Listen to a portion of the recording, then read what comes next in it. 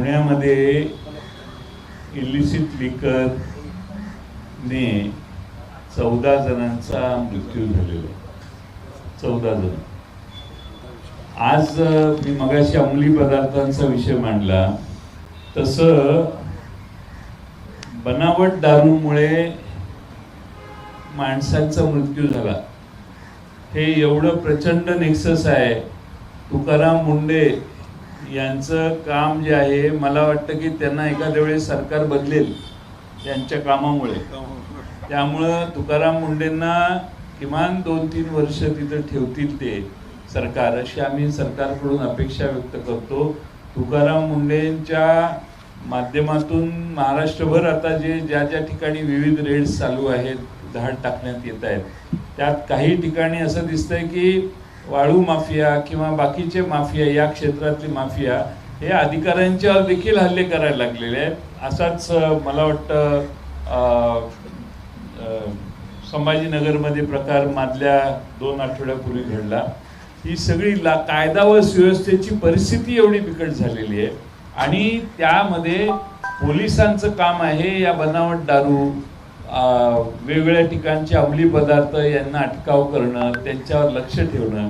त्यामुळं गृह खात्याचं फेल्युअर आहे असा त्याचा अर्थ होतो आणि म्हणून या संदर्भात सरकारने अतिशय गांभीर्याने हा विषय घेणं आवश्यक आहे. पण ड्रग्ज, अंमली पदार्थांच्या बाबतीत महाराष्ट्राने एवढी प्रगती केलेली आहे की महाराष्ट्रातल्या कुठल्या जिल्ह्यात ड्रग्ज मिळत नाहीत असा प्रश्न विचारला तर तुम्हाला नकारात्मक उत्तर द्यावं लागेल.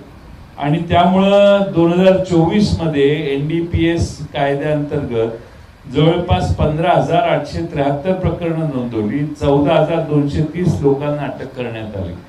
माझा तर अनुभव असा आहे की अटक ज्याचा किरकोळ लोक असतात त्यांना अटक केली जाते आणि यातले मास्टर माइंड बाजूला ठेवतात. आमच्या जिल्ह्यामध्ये माझ्याच मतदारसंघात एक धाड पडली, 8 जणांना अटक झाली, 6 जणांना सोडून दिलं, 2 जणच मात्र अटकेत राहिले. आज ही सगळी परिस्थिती बघितली तर पोलिसांचा आणि अंमली पदार्थ विकणाऱ्यांचा नेक्सस किती स्ट्रॉंग सगळ्या महाराष्ट्रात झालेला आहे हे आपण सगळ्यांनी बघितलं पाहिजे. जंगलतोड हा एक नवा प्रश्न तयार झालेला आहे.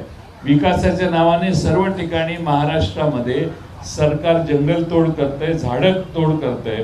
पुण्यातील बॉटनिकल गार्डन, ग्रीनफील्ड कॉरिडॉर, आरे जंगल, वाढवण बंदर प्रकल्प या विकासाच्या नावाखाली जंगलतोड प्रचंड चालू आहे आणि जंगलतोड करताना शासनाने हिंदूंच्या भावनांची कदर केली नाही.